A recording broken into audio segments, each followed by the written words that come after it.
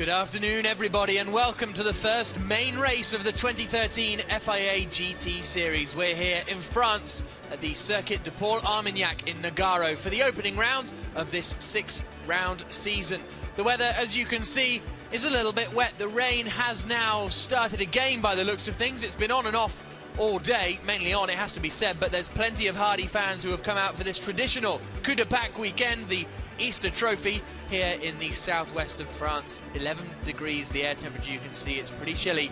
My name is Jack Nichols, I'm going to be your commentator for the season. John Watson will be alongside me in the commentary box. He's down on the grid at the moment, and he'll be bringing you some of the latest news as and when we get it. A very famous circuit in France, this Nogaro circuit. It was renovated a couple of years ago, which now means that international series, like the FIA GT Series, can come to it. It's got 14 corners, 3.6 kilometers long. That long back straight that you just see there, going down towards the turn 7 hairpin, that's where we expect to see the majority of the overtaking. Very flat circuit, no undulation at all, really, around here. So it's going to be a very, very interesting race. As we saw in yesterday's qualifying race, it was possible to overtake, but it's very, very difficult, so we'll have to see how that turns out. There you can see Stefano Telli. He is going to be starting the number 11 car. He and Laurens Vanthoor had a very difficult day yesterday. Vanthoor was punted into a spin at the first corner, and then Ortelli got hit as well from behind, having to pit to fix a right rear puncture, and they ended up finishing way down the grid, and as a result they're going to be starting in 16th on the grid. And we can now hear from Alain Coder, one of the drivers in the number 0 BMW Team Brazil car. He's with John. The BMW boys from Brazil may prepare the sun of Brazil, but Alain Coder and Caca Bueno, what can you do in the wet here in Nogaro? Let's try. Everything is new for me. I know the car first time here in Nogaro, but I did some laps. I think the car in wet is not so bad. It's a good car. Let's try to read the podium. Any words for Caca before the start? No. Only to throttle, full throttle all the time, and give him the car, please, in the front. Enjoy wet weather conditions. Thank you. Fantastic to see Alain Coder and Caca Bueno and the whole of the BMW Team Brazil in the FIA GT Series this season.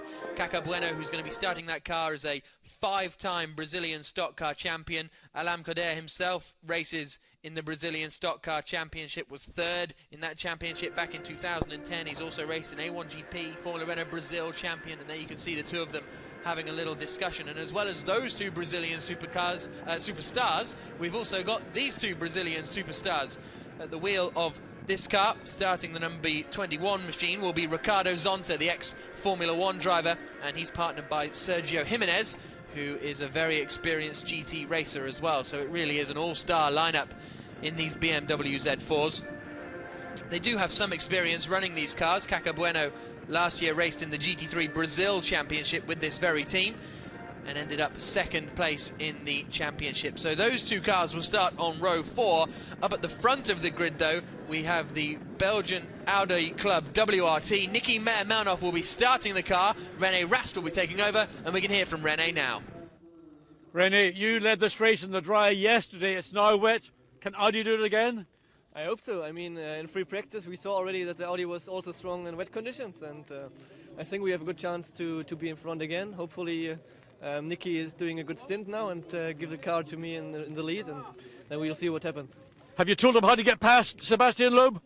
No, I didn't try it, at least. I mean, he did good race yesterday and he defended quite well. Let's see how it works today. I mean, he's a good starter. We saw the last races, and yeah, let's see how it works. Stay warm. So good to hear from René Rast there down on the grid. He will be, well, his teammate Nicky Meyer-Melnoff will be starting 2nd on the grid, and we have just had an update that the main race will start behind the safety car, so it will be a safety car start, which is always a bit of a shame, a bit of an anti-climax. There you can see 6th place on the grid. Karun Chandok at the wheel, the ex-Formula 1 driver, will be starting this car. A little away from Karun, he's racing with the SMS Seyfarth Motorsport squad in their Mercedes SLS, and it's Jan Seyfarth who will be alongside him, taking over at the half-race distance, because it's a 1-hour race with a 10-minute pit stop window right in the middle of it, where you have to come in, change all 4 tyres, change your driver, and then head back out onto the circuit. So the leading car pulls away, and well, big respect to the French fans who have come out this weekend to watch on.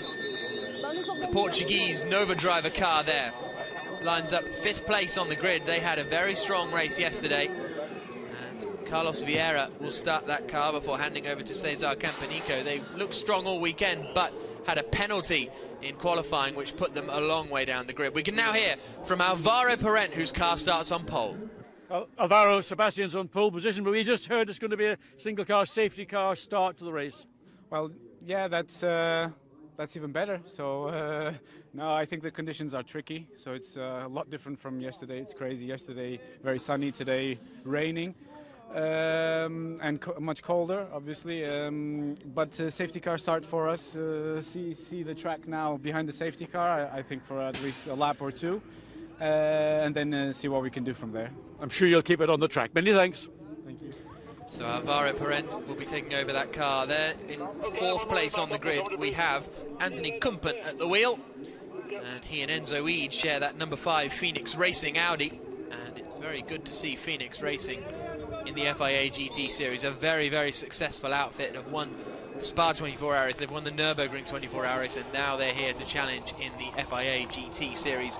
So they're starting 4th on the grid. The car to watch for me personally, though, is the car that's starting in 3rd place, number 1, Maximilian Buch at the wheel. He was phenomenal yesterday, set the 3rd quickest lap time. Only Alvaro Parent and Rene Rast set a quicker lap time than Maximilian Buch yesterday, and Buch, who's only a young man and relatively inexperienced. He's 20 years old. He's only got 3 years of racing under his belt, but he really seems to have some natural pace. And Alan Day, who will be alongside him, is a very quick competitor as well, the only Israeli in the field, and yesterday became, well, the only Israeli to...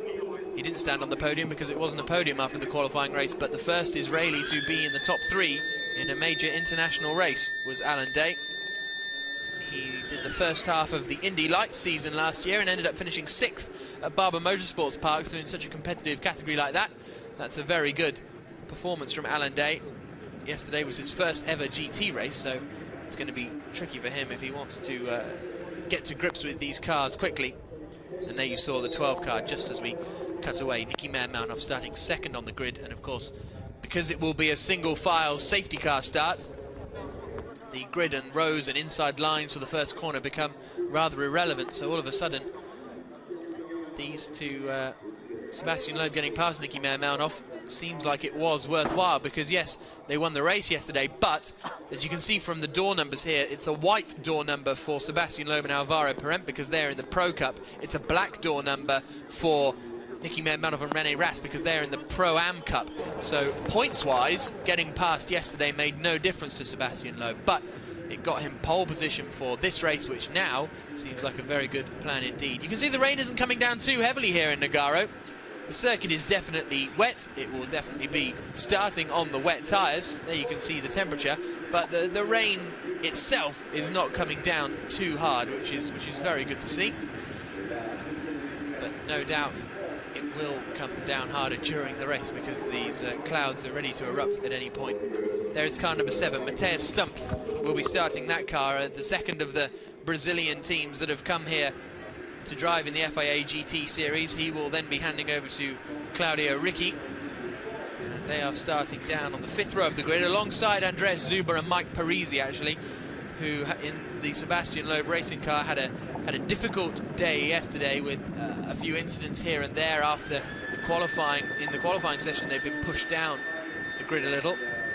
Now you can see the 2-minute board going up, and it won't be long before these cars head off on the, well, whether we'll get a formation lap or not, or whether the race will just begin behind the safety car, which I presume actually is more likely.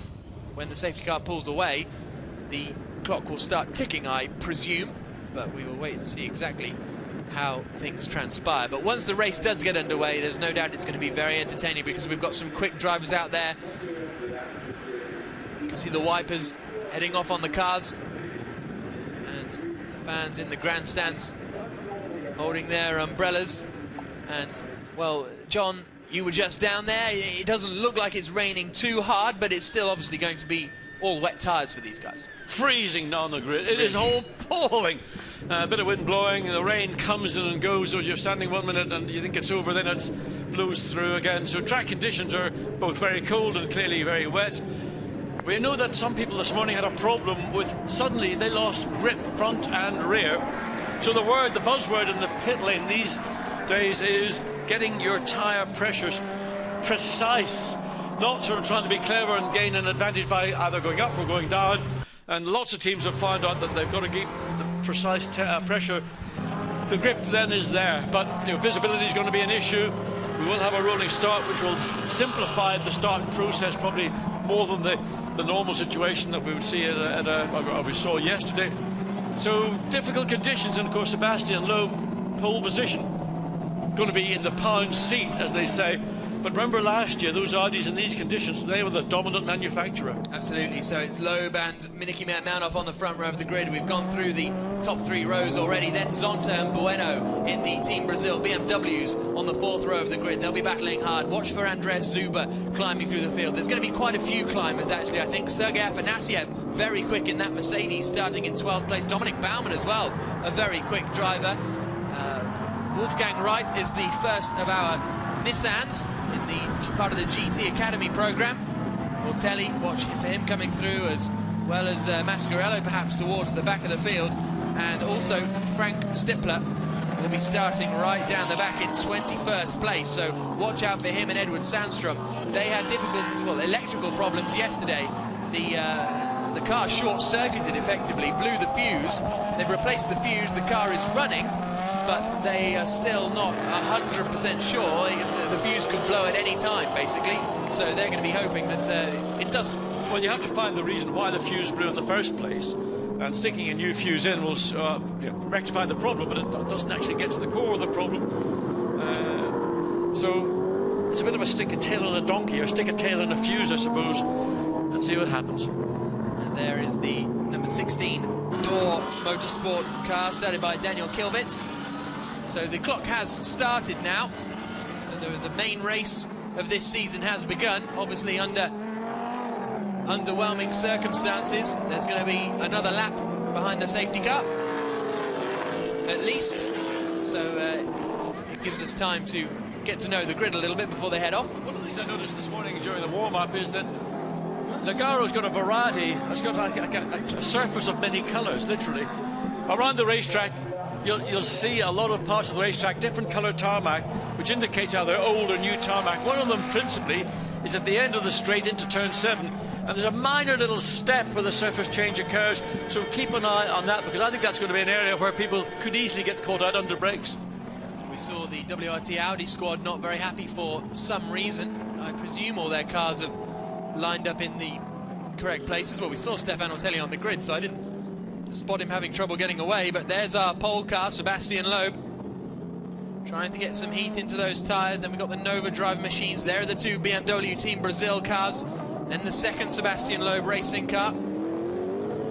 So they head out towards this long back straight once more. One more lap behind the safety car. I don't know, not sure when that came up on the screen, but we'll have to wait and see. The Audi that had the problem yesterday, Edward Sundstrom, they only got 3 laps in this morning, having rectified the problem, and maybe that's where we are.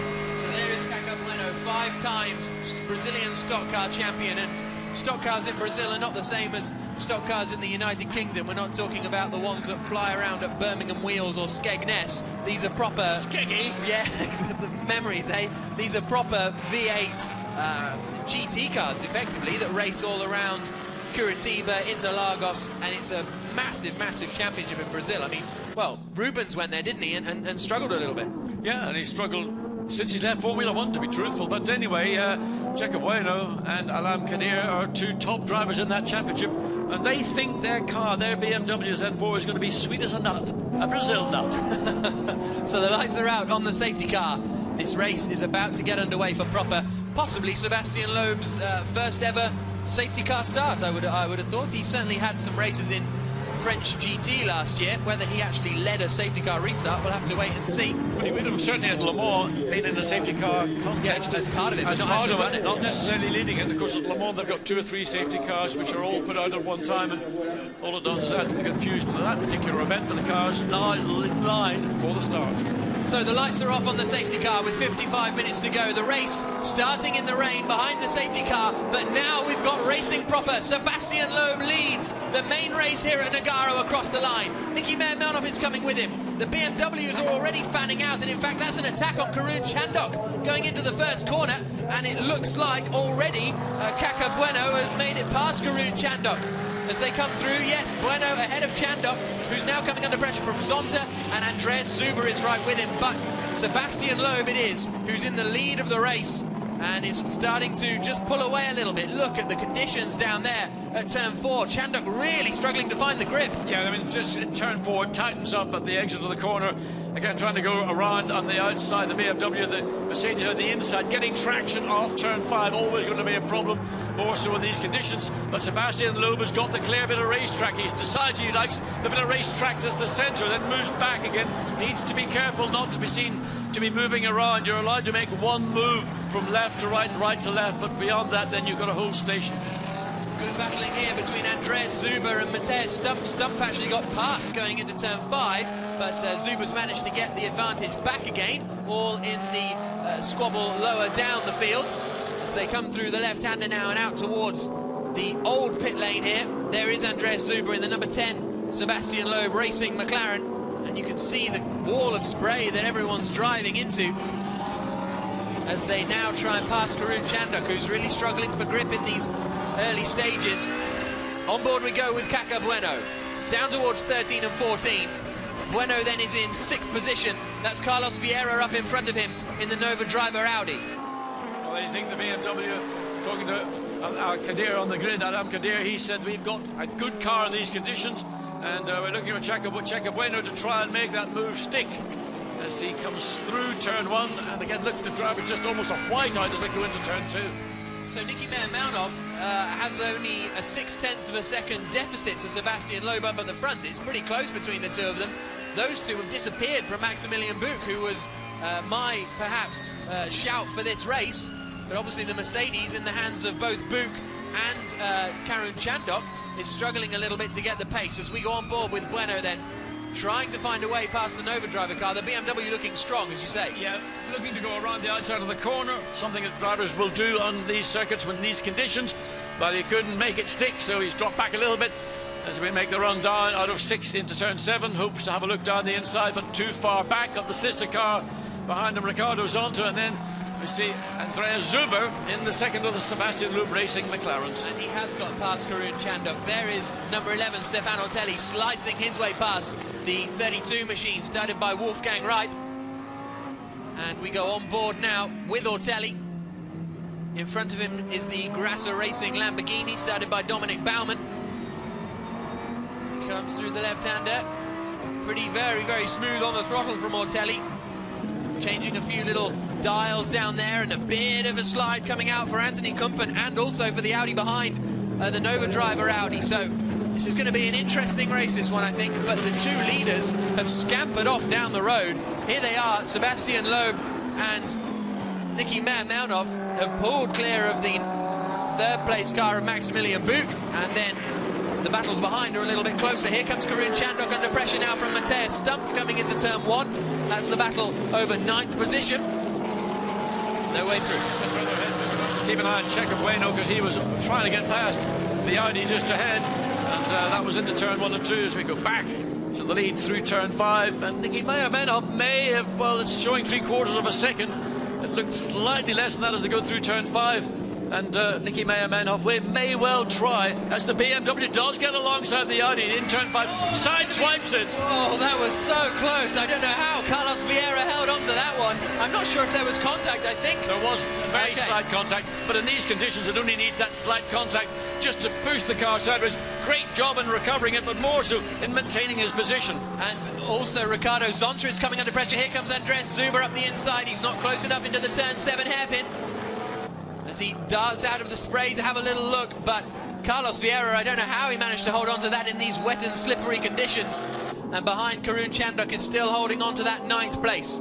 Sebastian Loeb has just set the fastest first sector of anyone, but Niki Meermanov responds with the fastest middle sector of anyone. Impressive driving this from Meermanov, you have to say. Yes, I think, I mean, he got a tough lesson, does it? Dives the forward, dives on the inside of Karun Chandok. Goes through the puddle, Matej Stump on his way past. Yeah. Chandok finds more grip around the outside, a little bit of rubbing, and Stump is through. Chandok's going to lose out now as well to the car behind of Sergei Afanasiev, who comes through as well. So Chandok drops down to 11th place. Yeah, he got sort of slightly pushed wide going on the exit of turn 12. That opened up the door for the second of the Mercedes to run through. But the battle here is Checo Bueno and Carlos Vieira. Those two are the battle over for 4th or 5th place, 5th and 6th. There's the BMW Team Brazil machine. And it looks like they're in a battle with Edward Sandstrom. Here's a look at the replay then. So it's the 14 Nova driver car. Oh, we gave him a little gentle rub. Nothing, I mean, just nothing that would have been barely, you'd have seen it in the paintwork, but enough in these conditions just to swing the Audi's tail out almost over the curb. And Alam Kadir keeping an eye. Problem for McLaren. What's going on? Well, that's something going on the rear left. It doesn't look like it's something major. Is it a windscreen wiper or something? I don't know. I mean, certainly Sebastian Loeb is going way off the normal line, coming down into turn 7. He goes back again to the middle of the road. There's something I noticed flapping as Andreas Zuber gets up alongside Ricardo Zonta, but he's on the outside, can't make it stick. No, very close between the pair of them though. Zuber almost trying to bully Ricardo Zonta out of the way, but it's not going to work on such an experienced driver, an experienced GT driver as well, Ricardo Zonta, as well as his Formula 1 escapades. He's been racing in GT cars for a long time as the fans watch on here at Nogaro. And that little moment for the Nova driver car seems to have spurred Vieira into a bit of pace, because he's starting to pull away a little bit now from Kaka Bueno. This is the rear view shot which we've got on the back of Karun Chandok, I believe, coming through the long right-hander. That's Stefan Ortelli behind. Battle over 11th place still.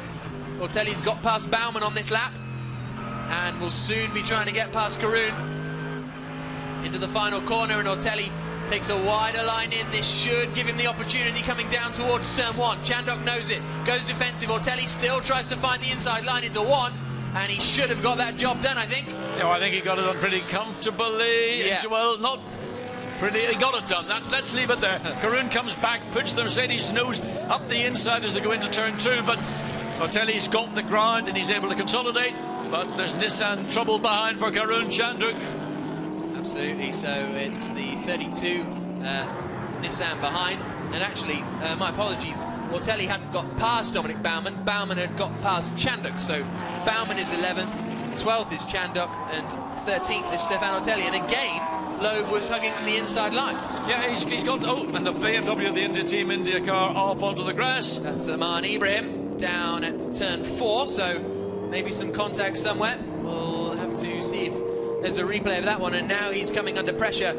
Is that from Fabian Barthez trying to get around? Gerard Tonelli. The other guy. Oh yeah, there's Tonelli up in front. Tonelli leading the Gentleman's Trophy class, and that is the other Ferrari, which is actually in the Pro-Am class, in the hands of Jean-Luc Bublik at the moment. Back towards the front though, and we've got the queue forming behind Ricardo Zonta now. Zonta, Zuber, Stump, and then behind him Afanasiev in the Mercedes. And Andreas Zuber is coming under pressure from Stumpf in the Ford as they come through. Again, it's all Ricardo Zonta leading this group of 6 cars, so the pace is being dictated by the BMW of Ricardo Zonta, and Andreas Zuber keen to get past, but has the power of the BMW on the straight bit of the racetrack, just holds it ahead of the turbocharged McLaren, and then the Ford V8 behind, the Mercedes V8 follows. So we saw a little shot there of Sergio Jimenez in the garage watching on as he's Ricardo Zonta's teammate. And these wet Pirelli tyres working very hard in these conditions. It's not too wet though. And well, the team manager of car 11, Stefan Ortelli, has been asked to go to the race director immediately, so we'll wait and see if anything comes of that, with 45 minutes to go here in the first main race of the 2013 FIA GT Series season. And Niki Meermanov up at the front is not letting Sebastian Loeb get away with it. Zonta has to go defensive now. This is cut back to the battle for 7th place, sorry. And Andreas Zuber's got it done on the brakes. Good move. And here comes Afanasiev to go past Stumpf behind. Stumpf gets the cutback, does he? No. So That means that Andreas Zuber in the number 10, Sebastian Loeb Racing McLaren is up into 7th place. Ignatieff did a good job. He watched what was going on directly as well as slightly further down the road, and he got the benefit, found himself ahead of the Ford. Yep, good work from the Russian. One of 2 Russians in this field, the other one being Mark Szosicki, who's out later on in the race in the 32 Nissan. Sebastian Loeb then leading the race and obviously leading the Pro class. Meyer Malnoff is in 2nd place overall, but leading the Pro-Am class, and Gerard Tonelli is leading the Gentleman's Trophy at the moment. But there's still only a second between Loeb and Meyer Malnoff. It is increasing, but very slowly. Yeah, I mean, I think it just ebbs and flows by a 10th of a second here or there. But more importantly, in the middle sector on this last lap, the Audi of Nicky Meyer Malnoff was actually quickest car on the racetrack. And again, you can see, I mean, if you lose a 10th of a second, it doesn't really make a huge amount of difference. It's really more about visibility and being able to have the use of the part of the racetrack that's helping you. Maximilian Buch fairly lonely in 3rd place. Then we've got 4th, 5th and 6th coming towards us now. Kumpen, Vieira and Bueno. Then 7th place now, Andreas Zuber. And here comes Afanasiev up the inside. A little bit of a contact between him and Ricardo Zonta. Zonta holds it on and then moves across on Afanasiev. That was a little bit rude, perhaps, from Zonta as they come out onto the back straight. And Matthias Stumpf is going to want to take both of them. Stumpf's pushed onto the grass. I don't think Afanasiev knew he was there as they head down towards turn 7. Dominic Baumann in the Lamborghini on the right-hand side will try and take advantage of that, but he's not close enough. After all that, no positions change, but that was a big moment for Afanasiev. But it got our heart rate going, didn't it? I mean, a bit of aggressive racing from Ricardo de Zonta to defend his position, and then Michael Stumpf in the Ford GT, almost 2 wheels off the racetrack, kept the car going in the right direction, and it's all back to status quo. Yeah, absolutely. No one even gained anything out of that. Here's a look at the replay. I don't think that the Mercedes knows the Ford's there. No, he can't. I mean, he's looking at the BMW. The Ford opportunistically is trying to benefit from what's going on with the Mercedes and the BMW, and he himself gets himself put into well, what you might call no man's land. Absolutely. No tarmac land, that's for sure. As they come through the final corner then, Andreas Zuber has already actually closed in quite quickly on Kaka Bueno, but here we go again. Afanasiev trying to get to the outside of Ricardo Zonta as they come into turn 1. There's more rubbing between the 2 of them. Afanasiev can't quite make it. Zonta holds on. He certainly did. I mean, this is good, hard, I mean, almost, well, it's aggressive and entertaining. And once or twice, virtually in one lap, they've been side by side rubbing paint.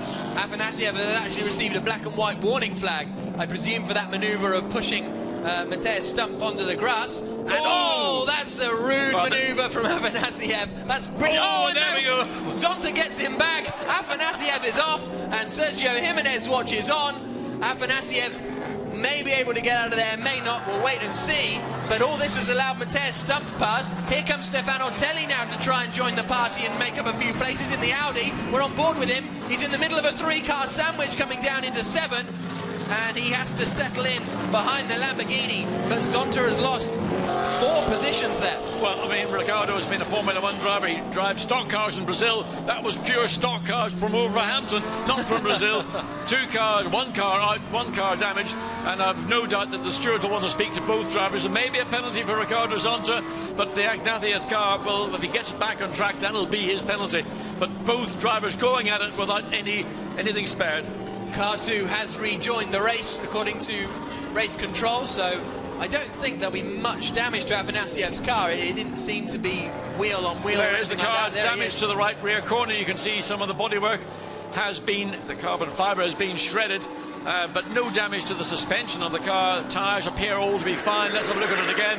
Well, that's a touring car move, that is. Yeah, I mean, it's more like you see in this game of snooker than anything else, because Ricardo then comes back. He sort of didn't have a lot of options because Ignatieff's car was coming across the front of the BMW, and Jimenez looks at it and he noses and tails the car. How he got it out of there on the grass, which is absolutely bogging wet, he should get a prize for that. Sebastian Loeb leads with 41 minutes to go. He's got a 1.6 second advantage over Nicky Meyer Malnoff, but Meyer Malnoff has just taken 4/10 of a second out of him in the first sector alone, and the best first sector of anyone. In fact, over the last lap, Sebastian Loeb almost had a 2-second advantage.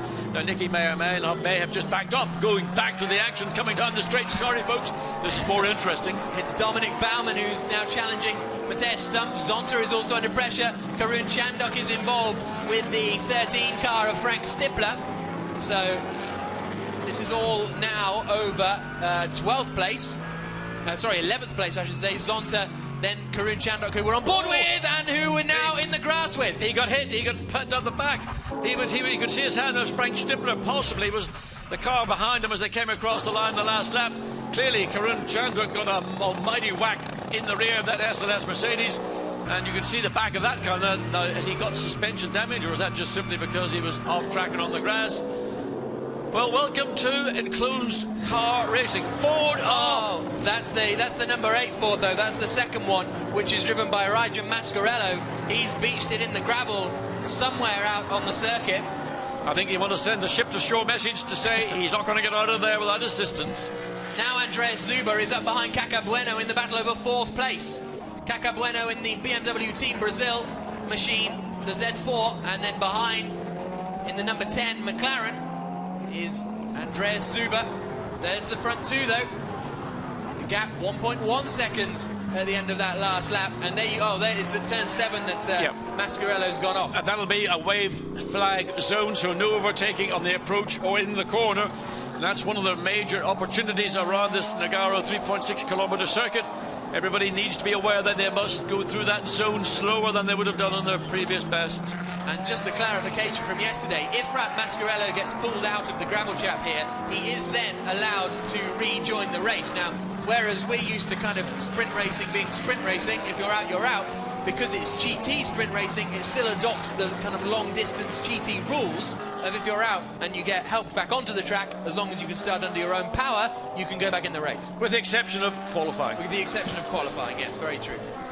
So, now we've got that particular gap down to less than a second, 0.8, that's where it was in the opening laps. Nicky Meyer-Manhoff has got that lap down, so let's have a look and see the lap times. 37.7 for Meyenhoff in the Audi, 37.8 for Loeb in the McLaren. Literally a snip and tuck. And Mascarello has now been pulled back onto the circuit, so he can rejoin the race, but he will have obviously lost an awful lot of time as we cut back to Sebastian Loeb, the 9 times World Rally Champion. Just a bit of trim, I think, just peeling off on the left-hand side. But John, we can see him driving now, and his feet are the thing to watch, aren't they? The delicacy with which you need in these conditions as well. Yes, I mean, this is actually almost like a rally for Sebastian Loeb. It's a very long rally stage, but I mean, he's used to driving in very slippery conditions, snow, ice, wet, dry, whatever.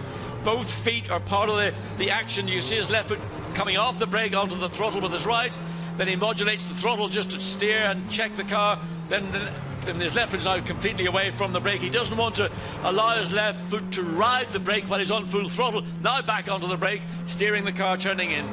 Yeah, it's fantastic to watch, isn't it? And a few moments of opposite lock here and there for Sebastian as he continues to lead this race. But the pit stop window will open in 2 minutes' time, and that's going to be the concern really for Sebastian Loeb and the Sebastian Loeb Racing team, because yesterday in the pit stops the WRT squad were some 7 seconds quicker in the pit stops than Sebastian Loeb Racing, and if we see the same thing today, the Audi will come out in front. Well, it depends when Sebastian Loeb or the Audi behind opt to come in. It's less than 3/4 of a second. So this is a real challenge coming up as the pit stop window is about to open. I anticipate, actually, Sebastian Loeb will be the first car in the pits, assuming we get to the 35 minutes before the pit lane opens, and he is still in a position to get in at the earliest opportunity, and then that Alvaro Pret. That's my view. But wait and see. I would say the same of Nicky Meyer-Manhoff. I think he will come in as soon as possible to hand over to René Rast, but we'll wait and see.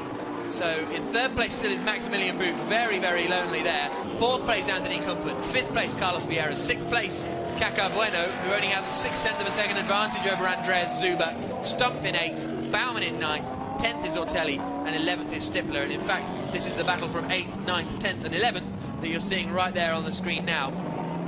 Frank Stippler had to retire that car yesterday because of an electrical failure, and there's been a drive-through penalty, interestingly, to Sergei Afanasyev for the contact with Ricardo Zonta, so it's that first contact that's clear. Yes, I mean, that was an avoidable incident. He just stuck it down the inside, you know, like a snooker ball, bosh, into the pocket. Well, it wasn't the pocket, it was almost off the racetrack.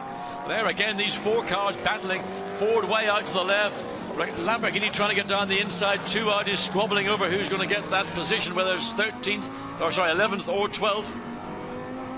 For Afanasiev, this is his first race weekend in that Mercedes, and talking to Karun Chandok, Karun was telling you, wasn't he, that because you're sitting so far back in the car, the front of the car's so far away, it can be difficult to judge the front of the SLS sometimes. Yes, it is. I mean, it's quite different to, I would say, the majority of racing cars that we would see racing around the world, because the driver's seat is literally on the back axle, and it is a mid-engine, front-engine car. Engines are a long, long way ahead of you. So, on board with Sebastian Loeb, the gap between them comes down again to under half a second. So this is going to be, well, it has been a very impressive drive from Nicky Meyer-Melnhof, who, in all senses of the word, both in categorization and in the way he enters, is an amateur, but he's driving very professionally this afternoon. Yes, and the lights are flashing, trying to distract Sebastian Loeb, and goes all the way. I don't know why Loeb insists on using the right-hand part of the racetrack, then coming back again. Well, he's not interfering with the Audi's progress. I'm not comfortable. You've got to decide. You stay on one side or the other. If you make the move, then you've got to stay there. But he's going from left to right, then back to the left. So Stippler, Zonta and Chandok have all come into the pits to hand over to their second driver. There is Frank Stippler. He's handed over now to Edward Sandstrom, and the WRT squad very happy with that, because I think they've come out in front, and here is Kaka Bueno now coming under pressure from Andreas Zuber. How long will it be before Zuber comes in to hand over to Parisi? I think in all that, the reason they were cheering is Stippler got in front of Ricardo Zonta in the pit stops. In fact, I'm not sure Zonta and Chandok are even out of the pits at the moment, but we'll keep an eye out on that one, because the order was Chandok, Zonta, Stippler, wasn't it? So we'll see how that transpires. But Andreas Zuber now looking very, very racy to try and get that 4th place away from Kaka Bueno. And Meyer-Melnhof has come into the... No, sorry, I'm looking at the wrong screen. Yes, we have 2 screens here, one for Pro, one for Pro-Am. I was looking just at the Pro. So Meyer-Melnhof's still out there, but he'll be coming into the pits before too long. So Sebastian Loeb and Nicky Meyer-Melnhof continuing to battle, and they've, in fact, Karun Chandok's come out just behind them. Sorry, Jan Seyfarth now in the battle has come out just behind them, but they're very, very close to one another. Different lines through turn 6 as well. Just going to comment that the line that the Audi takes, the line that McLaren takes, is the exit of the corner. Oh, Sebastian, who's this other seatbelts done up? Has he got the seat in the right position? That's Ortelli was moving the steering column, probably in preparation for Laurens Vanthoor getting in, because they're quite a height difference, those two. Ortelli gets in, plugs into the radio, and Vanthoor gets in, plugs into the radio, and Ortelli puts his belts on for him. Yep, now that's what the co-driver or the drivers do. They share the workload. Not easy to get into these cars, are they? Well, not when you're 16, whatever you are. I mean, there's not a lot of room, and in some race cars there's less room than others. As we look at Zonta having to defend again from Zuber as they come down the straight. So these two are Bueno, they're going to be battling. Whether who goes in first will be interesting to see. So where will Ortelli come out then with regards to his teammate Edward Sandstrom? Sorry, Vanthoor come out with regards to his teammate Edward Sandstrom. Let's have a look. Through turn 1 he comes, and it's difficult to tell because Sandstrom is nowhere to be seen, whether that's because he's miles in front or miles behind. It's difficult to tell as the rain continues to come down here at turn 4. But there is Laurens Vanthoor. Still only half a second between Loeb and Meyer-Melnhof up at the front. And I am surprised Meyer-Melnhof didn't come in kind of as soon as possible to hand over to René Rast, who you would say is the quicker driver of the pair. Now we're watching Sergio Jimenez, who has taken over from Ricardo Zonta.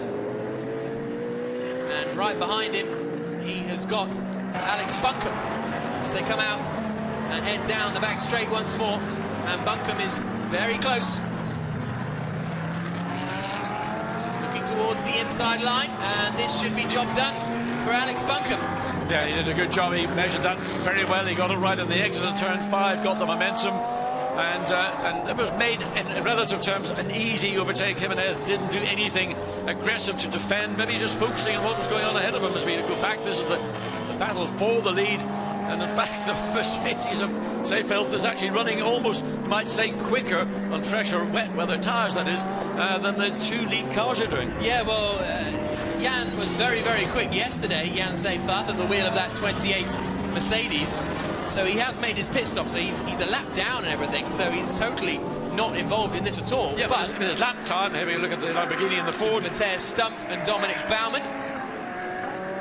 And they're battling over 7th place. Neither of them have made their pit stop. And Stumpf is in that 7th place ahead of Baumann, but then he loses it.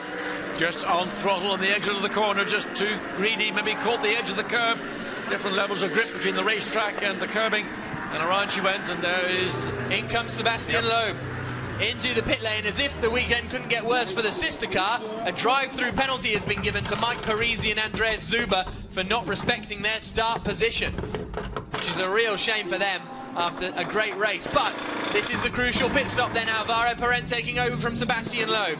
Yesterday, when these two came into the pits, their total pit stop time for the number 9 car was 48.611 seconds compared to 43.3 for the WRT squad. And the Sebastian Loeb team saying, well done, Seb, good job. But they would probably do anyway. That was a good job. We've seen them leading, or taking the lead in the dry yesterday. We've seen them lead from pole here, and a London challenge from the Audi, managing to keep it. Alvaro Parent now pulls down on those shoulder straps just to make sure they are biting into his shoulders. Gives a quick flick of the wheel to get a sense of what the grip's doing. Gets on the car, back onto the racetrack, and he now needs to do a very strong out lap to make sure that the gap, that when the Audi change comes, that the overlap between the two pit stops are favourable, and therefore see the McLaren retain the lead. Sebastian Loeb explains his stint, and yeah, he did a good job. The difficulty is now, though, isn't it? Because Alvaro Parent is going out, very experienced driver, very good racer, but he's not going to know where the grip is on this circuit, whilst Meir Malnoff is out there knowing exactly how to push, exactly where he can push, and he's coming into the pits now. Oh, close to that white line, but I think he got away with it. He did. He was on the right side of the white line. So this is going to be the key pit stop, the crucial driver change. Get wheels off, wheels on. And to see what René Rast, who is absolutely stunning, but a great job done by Nicky Meyer-Melnhof, and put pressure all the way through the first half of this race. They've got a problem. They've got a problem. They haven't. Meyer-Melnhof hasn't lowered the car, or turned off the engine, or there was some drama at the rear right. The men were shouting. So whether he hadn't killed the engine, one of them had to go in and turn the engine off. I presume, because the engine cannot be running when you're making the pit stops. Correct. So here comes Alvaro Parent. This could make this very close indeed. They got the rear left going. It's a problem. It's not coming off easily, and that's cost time. Audi have lost a bunch of time. Cars now. Away goes René Rast as Alvaro Parent comes down the pit straight then, and I think Parent is going to take this one. And WRT are quite a long way down the pit lane. It's going to be so close, but here comes Alvaro Parent to move into the lead of the race. No! René Rast holds on! René Rast holds on, but Parent's going to know where the grip is. Yeah, but believe me, René Rast, now he's got ahead.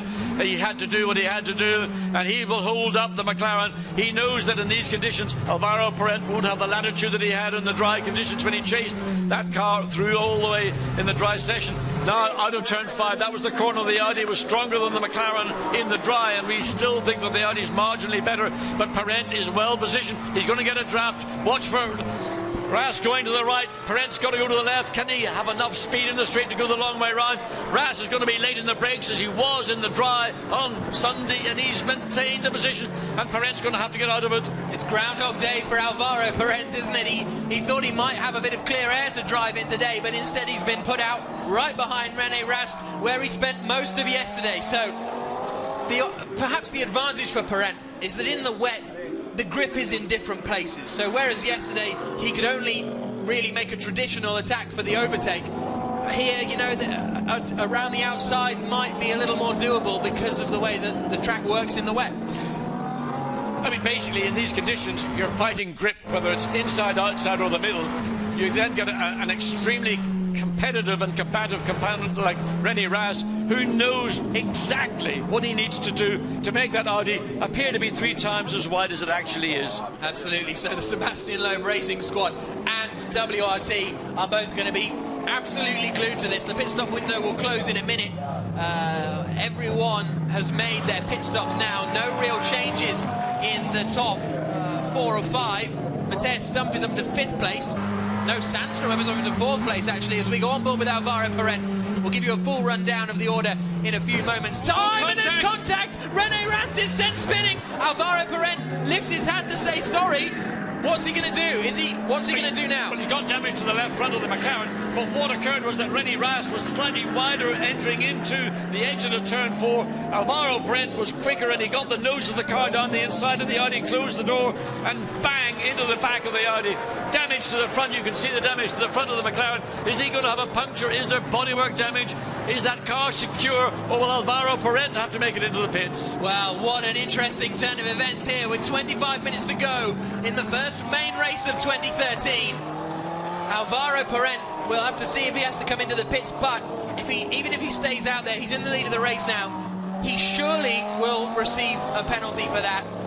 Contact between cars 9 and 12 is under investigation. Nicky Meyer-Melnov, how often have we seen him furious in the garage? And let's see it again. Well, look, watch the Parent saying I'm sorry. No, forget about that. Look how wide we're looking at Rene Rast. Parent is on the inside.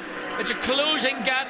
Parent didn't think he's doing anything wrong, but it was inevitable. All he could have done was lift it off and ensure the contact didn't happen, but he didn't lift off sufficiently. The contact occurred, and now number 9 and 12 cars are under investigation, and the team manager of car 9 has been required to go immediately to race director. Now, is there any argument here that Parent should let Rene Rast back through into the lead of the race? Because if he stays out in the lead like this, he knows, he said sorry, he knows that he was in the wrong there. All that can happen, in my opinion, is that Alvaro Parent will receive a time penalty. In other words, he may receive a 20 or a 30-second penalty that would be added on to his final race time, and that's the only way I would have assumed that it would be fair to the Audi and the Audi team.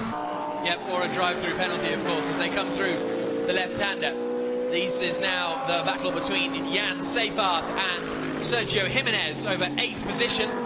Purple first sector for Laurens Vanthoor, and Alex Buncombe's just in the purple 3rd sector. A very impressive performance from Buncombe in 10th place. So, as it stands, Alvaro Parent leads, Rene Rast 2nd in the Audi, 3rd is Alan Day in the Mercedes, 4th is Edward Sandstrom in the WRT Audi, 5th is Anthony Kumpen in the Phoenix Racing machine.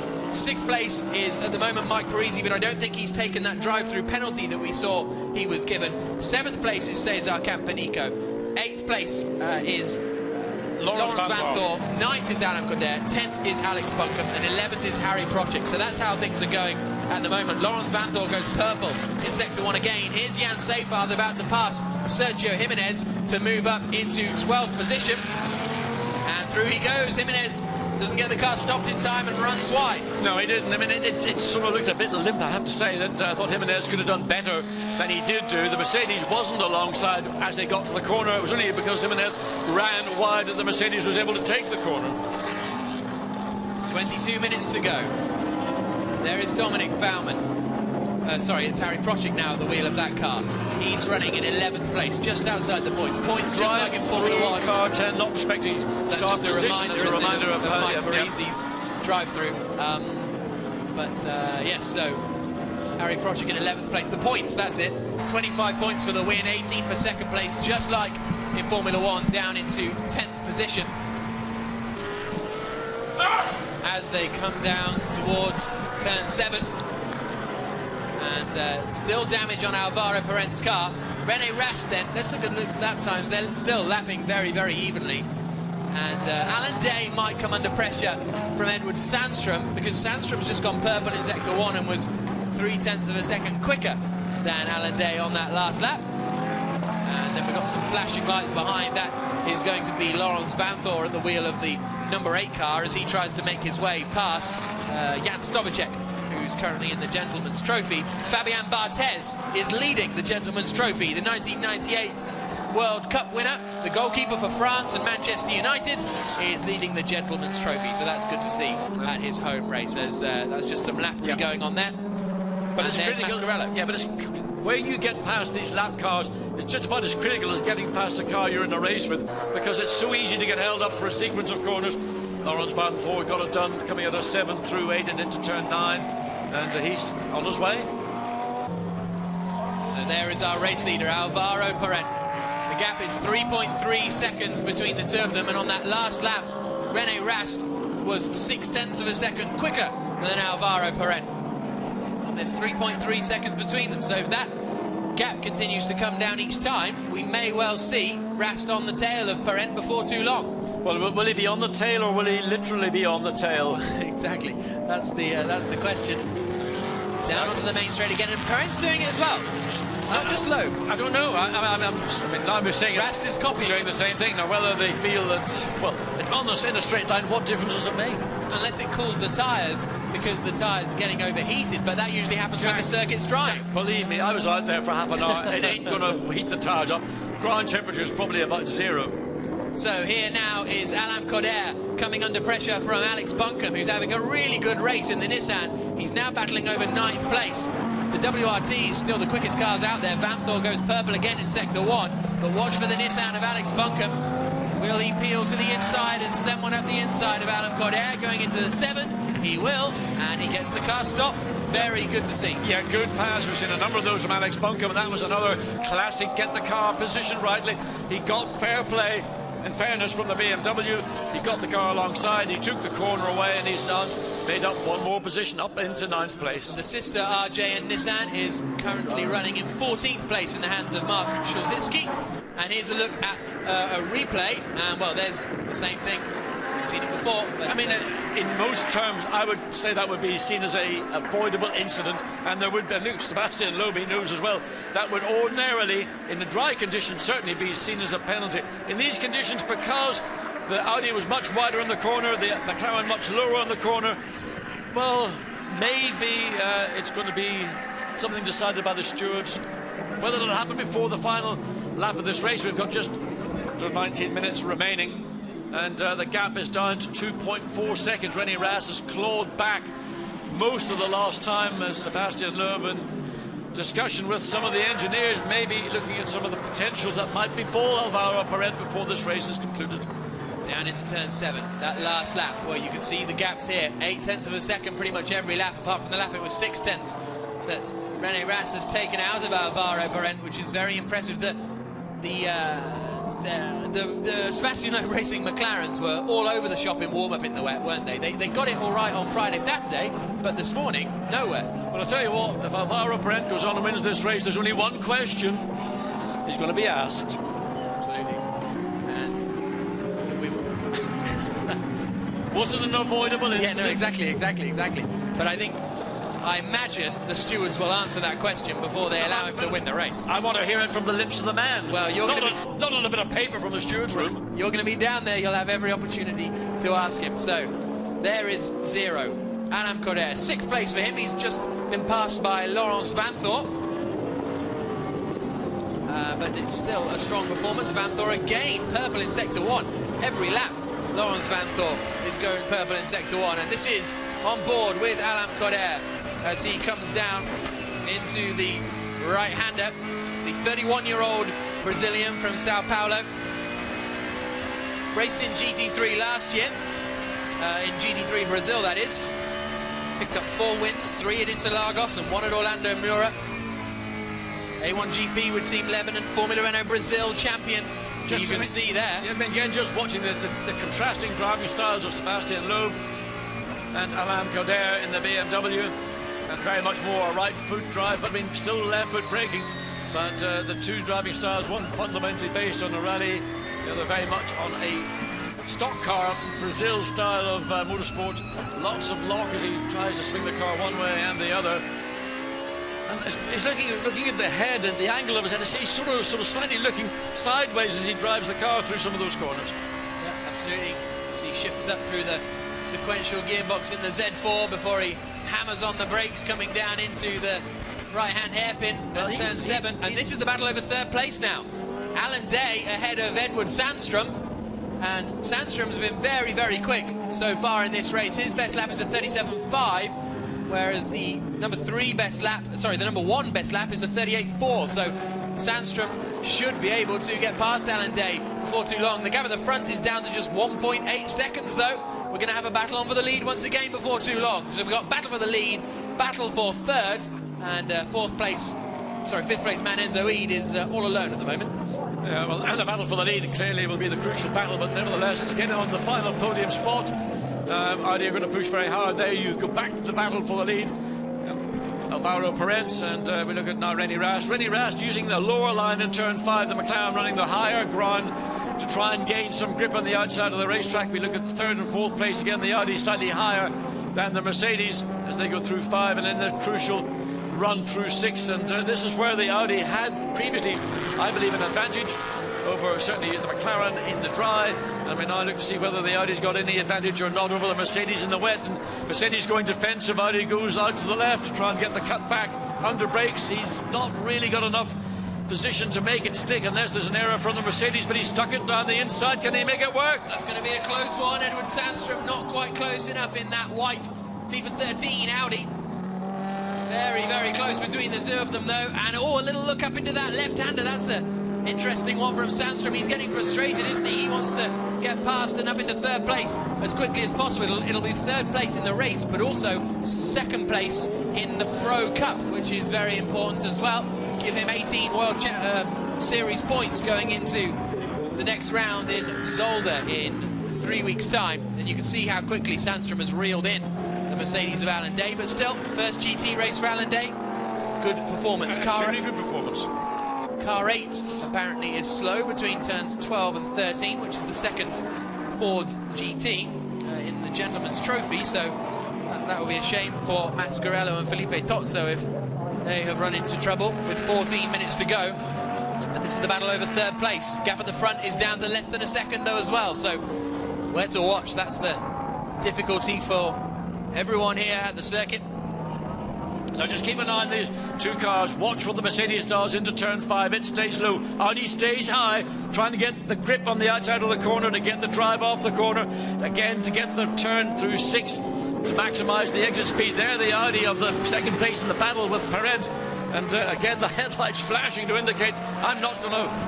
Well, you didn't take any prisoners last time. Enzo Eid is actually lapping quicker than these two. He's catching up because simply the Mercedes doing all it can Alan Day to stay in 3rd place, but slowing down this battle for that 3rd place. Enzo Eid is closing down. Sandstrom has to go high to try and find momentum. Mercedes stays slow to defend the inside of the corner. The Audi cuts back and makes a look down the inside of turn 9, but nowhere to go. This is some serious defensive driving now from Alan Day. The Israeli going to the inside line pretty much every corner, which is the best way to keep Edward Sandstrom behind. One of 2 Swedes in the field, Edward Sandstrom. And there's his teammate Frank Stippler in the garage. Happy to be on TV, but he'd rather see his teammate make the move as they come through the final corner at turn 14. 12.5 minutes to go. This is the battle over 3rd position. Gap at the front is down to half a second as Alan Day goes defensive. Nowhere through yet for Edward Sandstrom. On that last lap then, Enzo Eid did a 38.4, so another 0.6 of a second taken out of the advantage in front. But here is the battle between 1st and 2nd places. Alvaro Perez in the lead in the number 9, Sebastian Loeb racing McLaren. Rennie Rast behind in the WRT, Belgian Audi Club R8. Down the back straight they go, and these two are squabbling as well. But better position, though. This is back to the lead. We're jumping from 1st and 2nd to 3rd and 4th. The battle into turn 7 stays with Perez. The battle for 3rd and 4th may change because Sundstrom, I thought, was slightly nearer to the back of Alan Day going onto the straight. There we go. Day goes to the right, and the Audi has to go to the left, and Steinley's right literally under the rear guard of that Mercedes-Benz. Again, using the Audi's strength. Here he goes. He's going to barge his way through, splashing through the puddles, and Edward Sandstrom gets past. That cheers Nicky Melnoff up a little bit. Enzo Eid tries to take advantage, but isn't quite close enough. But a forceful move from Edward Sandstrom. Perfectly fair, in my opinion. I think it was fair enough. I mean, it was a move. He was all over the back of Alan Day. There was a small opportunity which he was able to, Edward Sandstrom, to force an issue. It didn't actually do any damage or cause any issue to the Mercedes-Benz. So I would have put that one down to a hard but a passable pass.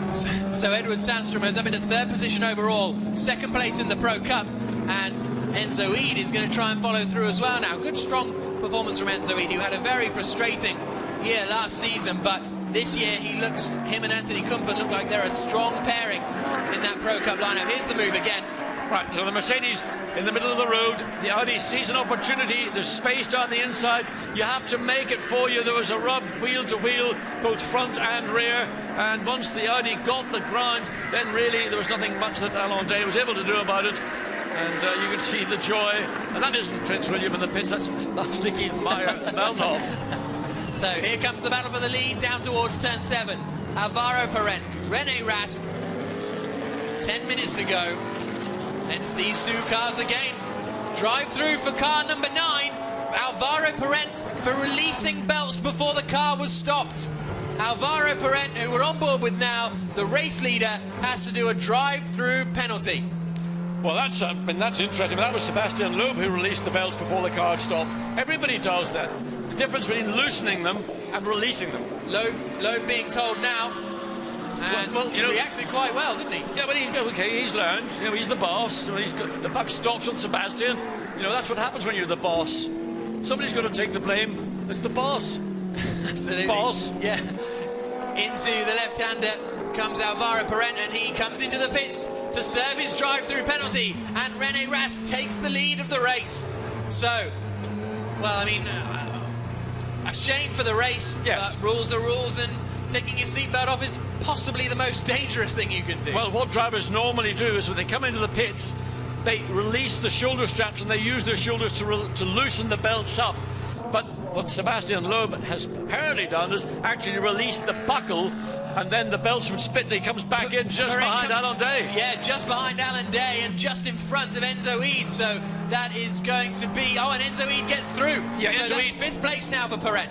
Eid had the opportunity. He saw that the McLaren was going to be on the left-hand side of the track. He followed through behind Alain Day, and he will now be looking to try and take that 4th spot away from Alain Day in about 8.5 minutes or so remaining. It'll be 3rd spot now that Alain Day's sitting in. So a very, very interesting turn of events here, and well, seemingly no punishment for the contact between the pair of them, but punishment for a seatbelt infringement coming down into turn 7. This is going to get fun though, because this is now all over 2nd place. Here's a look at the replay in a few moments' time. We should be able to see exactly what happened with Sebastian Loeb and Alvaro Parent, but this 3-way squabble over 3rd place is going to be very, very entertaining, I think, in the remaining 8 minutes. There's Sandstrom comfortably now in 2nd place in Pro Cup, and well, still 2nd place in Pro Cup, and 3rd and 2nd overall now as well. Here we go. So coming into the pits, and he's undone the buckle. The seatbelt buckle has been undone. The car's still rolling. All done, been practiced, but of course that is contravention of the regulations. As I said, you're allowed to loosen the belts by using the shoulder straps, but not to release the buckle. Now, many, many people in the history of sports car racing, GT racing, whatever, have done what Sebastian Loeb has done. But the spy in the cab caught him. Exactly. If he wasn't so famous, we wouldn't have put a camera in his car. So Sebastian Loeb has to do the drive-through penalty. And Rene Rast now leads the way, also leading in Pro-Am Cup. My apologies, Edward Sandstrom is now 2nd overall, but also in the lead of the Pro Cup, which is very good news for WRT. And here's the continuing battle over 3rd position and 2nd in Pro Cup. Enzo Eid goes way wide around the outside of the corner. Mercedes and the McLaren tuck in on the more traditional line. Enzo Eid, and if you're looking at Alvaro Parent, you can see there's a slight struggle for grip as he comes through turn 6 again, pulling on the belts just to make sure that those are tight. Enzo Eid goes to the left, can't get far enough up to challenge the Mercedes into turn 7, and Alvaro Parent's watching it, no doubt frustrated by the fact that in spite of an incident that potentially could have seen them being penalised, it was because his boss hadn't done the belts up. Eid goes now to try and do to Alain Day what we saw Edward Sandstrom do some laps earlier, that dive down the inside and make it a forced pass. So into the final sequence of corners they come out by the old pits, and I think Parent must have got damage in that contact because his pace dropped off massively and he's not able to keep with these two. Here's Enzo Eid. Ooh, a little tempting look up the inside, but I wouldn't be surprised if there's some damage to the front splitter or something that's losing him some downforce. They also need to be careful because the 4th car in this queue is Laurens Vanthoor now, and he suddenly smells perhaps a class podium. Actually, looking at the McLaren, looking at the Audi, clearly the McLaren was sliding more coming through turn 14, 13 and 14 than the Audi directly ahead of Enzo Ede, and there we see Laurens Vanthoor in the second of these Audis with an Audi of René Rast leading, which was sort of a mirror of 1 year ago. So in these conditions, clearly Audi have got an advantage. Probably they've got it in the traction control, which is a variable traction control in the majority of these cars. I know in the Audi it is a superb system.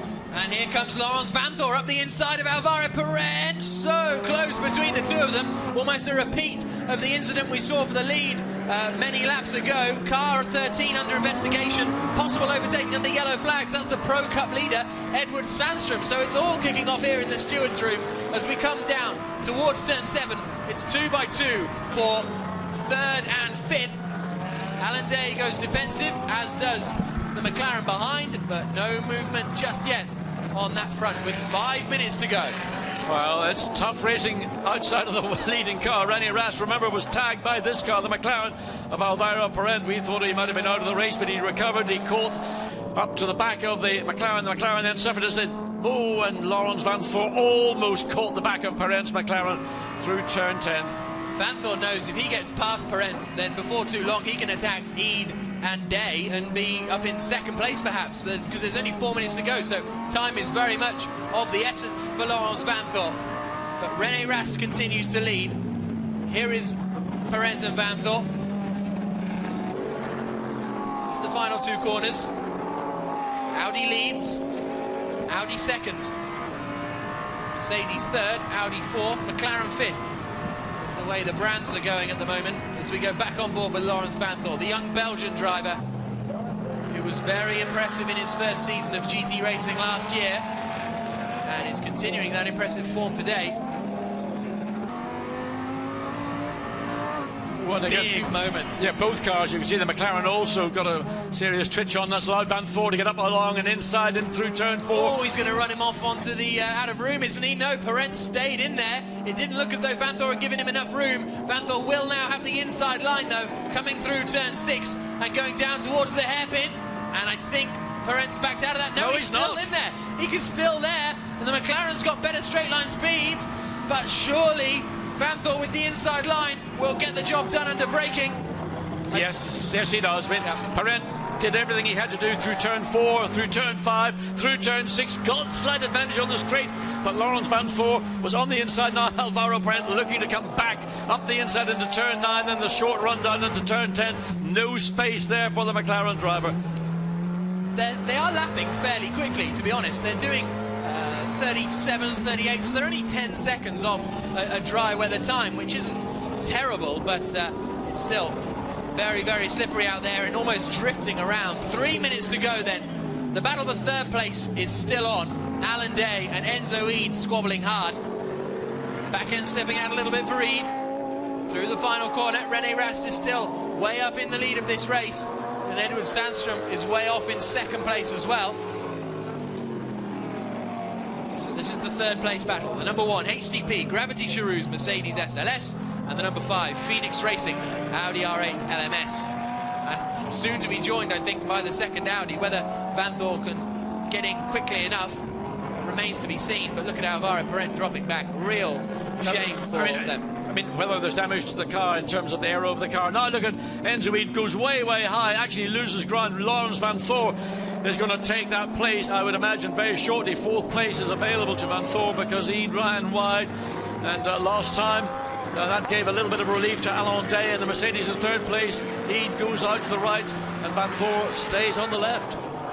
So Edward Sandstrom there in 2nd position, running fairly lonely. It's a very good performance and a very good recovery from him and Frank Stippler, who had to retire from yesterday's race. They started in 21st place on the grid, and we've got 1 minute and 40 seconds remaining, so this may be the penultimate lap, I think, depending when René Rast comes across the line.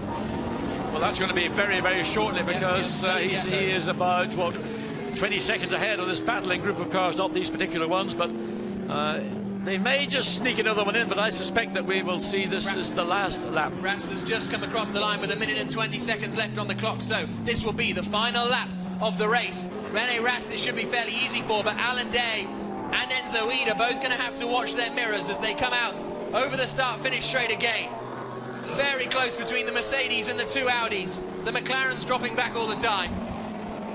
Look at the speed Vanthor carries around the outside of one, up the inside into two. Beautiful move from Laurens Vanthor. Stefan Otelli and Nicky Mermelnov delighted with that. Well, that was a brilliant move. But certainly one that there was no prisoner taken. Enzo Weed, who's been battling for third place with the Mercedes-Benz. I did mention a lap or two ago he looked like he'd put himself into a position where he was losing ground to Vanthor. Vanthor now on the final lap looks to make it a podium position to try and get ahead of Day in the Mercedes. So on board with Vanthor, he's currently in fourth place. The car in front is in third. The car in front is a Mercedes driven by Alan Day. Already Vanthor is now third in the Pro Cup class. This will give him third overall and second in Pro Cup. On the brakes, coming down into the turn 7 hairpin.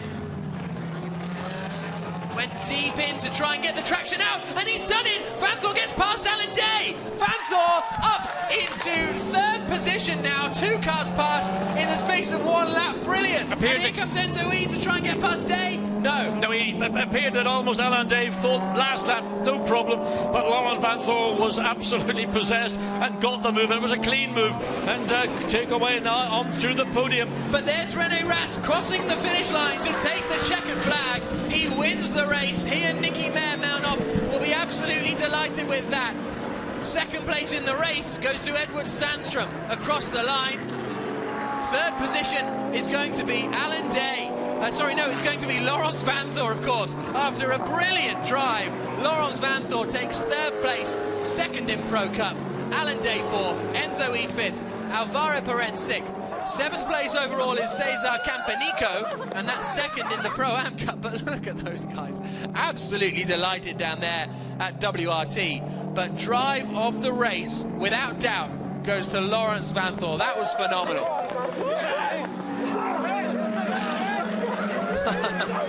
Brilliant to see.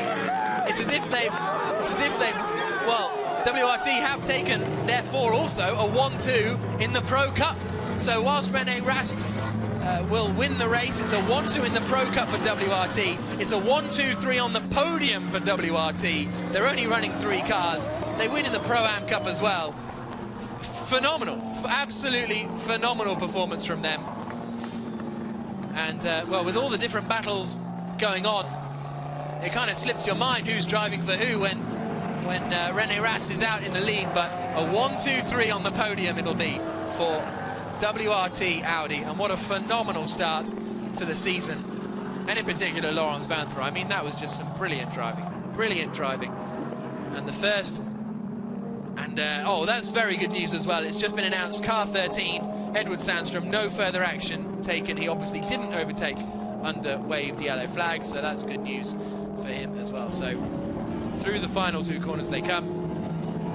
Sandstrom, Vanthor and Day, 13, 11 and 1. The top 3 in Pro Cup. René Rast, Cesar Campanico and Alex Bunker, the top 3 in Pro-Am. Fabian Barthez and Gerard Ponelli win in their Sofrep Ferrari in the Gentleman's Trophy.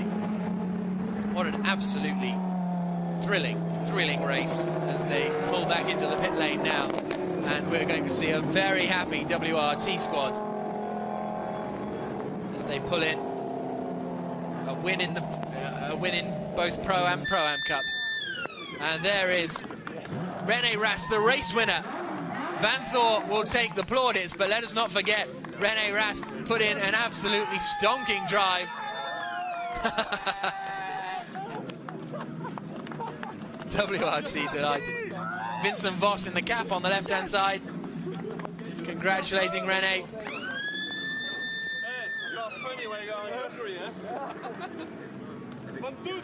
René Rast over the moon, and there, getting out of the car, Laurens Vanthor and Edward Sandstrom. Sandstrom probably had no idea until just now that Vanthor had finished in that 3rd place.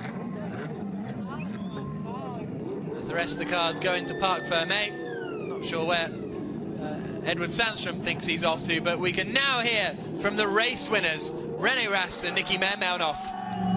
Congratulations, René. Fantastic drive after that incident with the McLaren. Yeah, I was a bit angry. I mean, somehow he touched me a bit. I didn't really felt it, but he touched me a bit. I spun. But then it was a cool race. I catch up, and then he unfortunately got it right through. and we won our Pro-Am class, and yeah, I'm very happy and pleased. Thanks to the team, they did a great job. Nicky, I've never seen you look so happy. Yeah, it's fantastic. It's a dream come true for me to win overall our Pro-Am. It doesn't matter. We won the race in the first GT series this year, so I'm more than happy. I can't say anything. It's just amazing and just a good drive from him, and it was so difficult to follow Loeb and not to make a mistake, and he didn't do a single mistake. So, but I pushed the maximum I could, and it was a perfect race. Good job. Great stuff from René Rast and Nicky Meermanhoff. On goes the Pirelli caps after the Pirelli wet tyre, and here's a replay of that hit. René Rast there in the lead, number 12, bump. Only a small touch from Parent, but it's enough in these slippery conditions to send René Rast round. In the dry, that wouldn't have been too much of a drama, I don't think. There's Stefano Telli then. He and Laurens Vanthoor winning, well, taking the podium on the final lap of the race. Really stunning performance from Laurens Vanthoor. Can't wait to hear from him. And the German broadcasters getting in for the interview with René Rast, but there is Frank Stippler and Stefano Telli. Such a great team spirit down there at WRT when you compare it to the miserable day they had yesterday. Absolutely miserable. And today is quite a different turn of events. So now we can hear from Frank Stippler, who finished second overall along with Edward Sandstrom. Frank, this has been an Audi fest here today, hasn't it? Yeah, it was brilliant. I mean, I didn't expect that. We started from the rear because we had some starter problems yesterday during the pit stop, and I took the first 10 competitors in the first half of the race, and I think the brilliant WRT team took another 5 during the pit stop because they were unbelievable fast. And Eddie did the rest, and now we are on the podium, and it's much better than expected yesterday. Edward, great drive from Audi. You were a star today. Thank you very much. It's easy when you have a good Audi in your hands and the weather is Scandinavian, then everything comes together, and I'm really grateful for that. So, well, go off and enjoy it. Many thanks. Well done. So they go and join their teammates, and the classic racing driver. I didn't have much grip. Hand signals, and there's Laurens Vanthoor and Stefano Telli. Look at this from Laurens Vanthoor. I told you he was taking lots of speed into 1, managed to go right the way around the outside of Ede, which gave him the inside line for 2. Absolutely brilliant stuff. And we can now hear from Stefano Telli, the Monegasque driver, who is with John. Stefan, difficult day at the beginning, but you came through in the end. Brilliant drive by you and by Laurent. It's difficult to talk about the race because I'm just focused on what he did in the last 2 laps. He's just drove one of his best race of his life. I think you really impressed me, Laurens. What you did in the end is just amazing. We did a very safe start, overtaking as much as I could, and Laurens did a perfect job. We lost around 8 seconds in the pits, but Laurent, a fantastic overtake. I mean, incredible. We were screaming in the commentary booth. The fans at home are doing their heads in. Well, we didn't win the race, but this is definitely the best race of my life. It's like you can do on a PlayStation 1 time on 1,000. I think I didn't breathe in the last lap, but it was incredible. It feels like we won a championship. So enjoyed I am. It was really fun. Excellent, well done. Many thanks. Absolutely brilliant work from Laurens Vanthoor. And here was the second move then. Forced Alan Day to go defensive into the hairpin. Focused on getting the maximum speed out of the corner that he could, using the traction of that Audi. Got alongside, little biff with Alan Day, but all's fair in racing, isn't it? And up the inside he goes, and WRT over the moon. So here's a look at the results. It's a Belgian Audi Club WRT 1, 2, 3, with the win going the way of René Rast and Nicky Meermanhoff. We also had the HTP Gravity Shrews Mercedes finishing in 4th position. Phoenix Racing in 5th place. Sebastian Loeb Racing, after starting on pole position, Loeb and Parent will be disappointed with 6th place, but still, first race in their championship, not too bad. Carlos Vieira and Cesar Campanico finishing in 2nd place in Pro-Am. Alex Buncombe and Lucas Ordonez in 8th place are 3rd in Pro-Am. And Keke Bueno and Alan Cordair finishing in 10th place. A decent effort from them on their debut in European racing. 13th, 14th and 15th places you can see there being the second cars of all of those teams. Ricardo Zonta and Sergio Jimenez Wolfgang Reip and Mark Szolzicki. Good performance from them, 14th place. They're part of the, well, 2 years ago they were racing PlayStations. Matthias Stumpf in 15th place with Claudio Ricci alongside him. Afanasiev and Simonsen, Kielwitz and Kenetic, Ibrahim and Jus and Mascarello and Tozzo completing our 22 finishers. So, well, the fans have braved the weather conditions. And there is the award for the mechanics, and no surprise it's going the way of WRT as they stand on the top step of the podium. And they are delighted with that. Pirelli sponsoring an award for the fastest pit stop. And that's very good news for them. So, John, the fans have waited in the rain, but they were treated to a spectacular race. Well, I mean, it turned out to be an Audi fest because the Audi drivers just came through in the last, what, 10 minutes, 5-7 laps. Laurens van Thor, I mean, Edward Sundstrom, René Rast, they've all been absolutely brilliant. And it wasn't easy. René Rast got tagged by McLaren. He came through past the McLaren, took the lead. Unfortunately, we saw that Alvaro Brent had to make that drive through because team boss, I have to say team boss, Sebastian Loeb, undid his seatbelts before he got the car to a standstill in that pit stop. Absolutely, so it's going to be frustration for Sebastian Loeb Racing, but still a decent first weekend for them. There's no doubt about that here at the Paul Armagnac circuit, and there are the hardy French fans. Great to see them out in so many numbers. I mean, we came into the circuit this morning, didn't we? A little bit worried that the rain would mean it would be a bit quiet, but we got here relatively early, and it was already packed. Yeah, I mean, I think it's the traditional Easter weekend race here at Nogaro. And, I mean, these are hardy people. They love the hunting, shooting and fishing, and coming to a wet morning or afternoon at Nogaro is only a part of that. And they'll go back home and have foie gras and duck and whatever they do for dinner, and lots of very robust red wine to wash it down. Absolutely. You've had plenty of that very robust red wine this weekend. So, well, excuse me. Going down the back straight, I can see some Clios. So the fans have now got some Clio Cup action to look forward to as we wait for our podium presentations here in the FIA GT Series. There you can see then, out onto second step, Laurens van Thor and Stefan Ortelli, and onto the top step of the podium, the Pro Cup winners, Edward Sandstrom and Frank Stippler. Third place going the way of Maximilian Buch and Alan Day. A strong performance from them, and there's Vincent Voss, the team boss, coming out there as well, and what a successful afternoon it's been for them.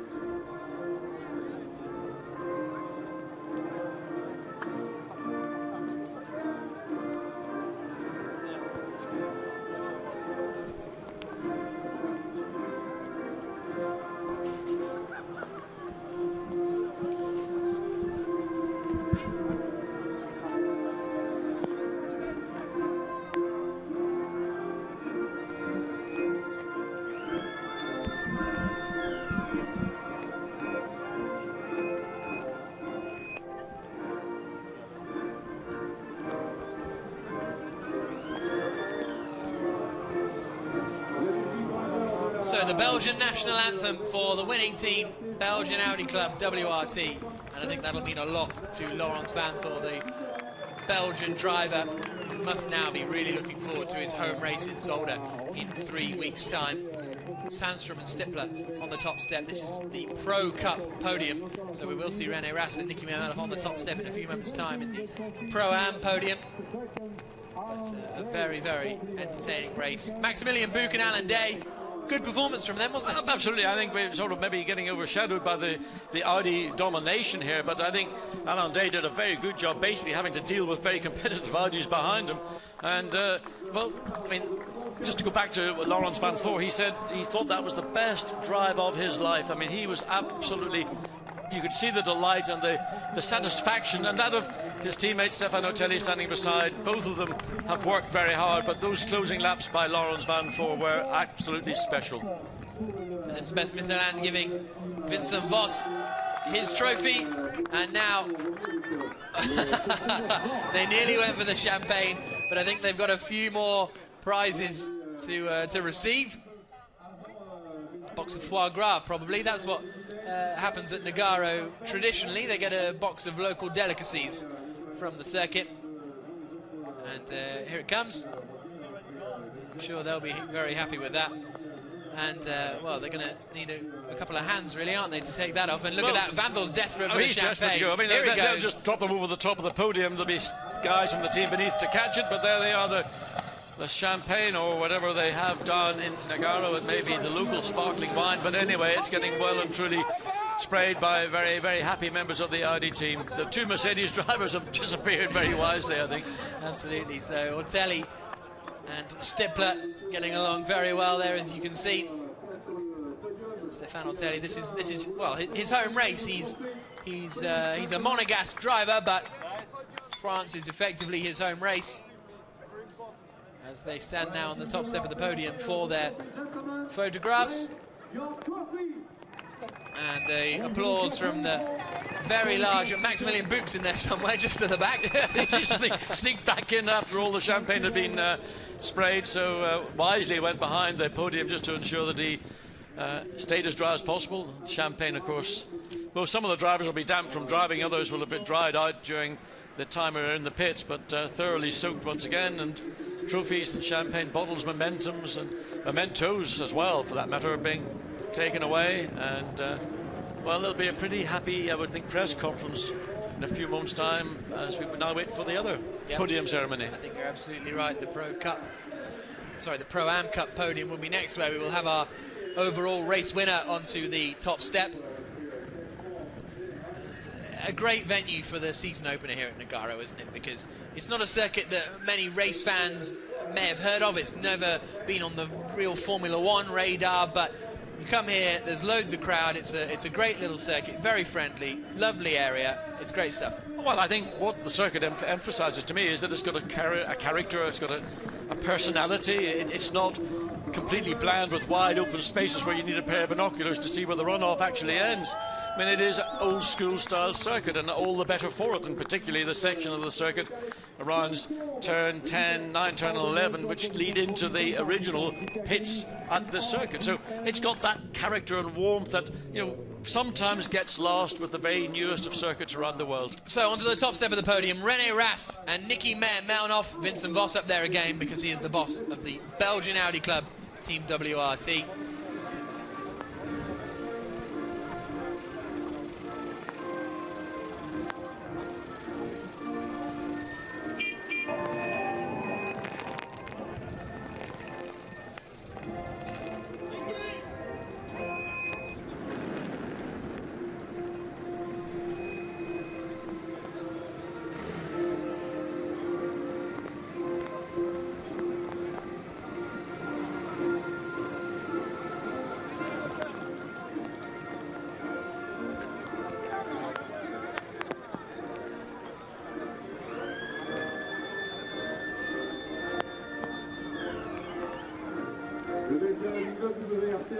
It's Cesar Campanico and Carlos Vieira who are second on the podium. Alex Buncombe and Lucas Ordonez third on the Pro-Am Cup. Fabian Barthez and Gerard Tonelli won the Gentleman's Trophy class. But what a brilliant race. What a fantastic way to start the 2013 FIA GT series we've had.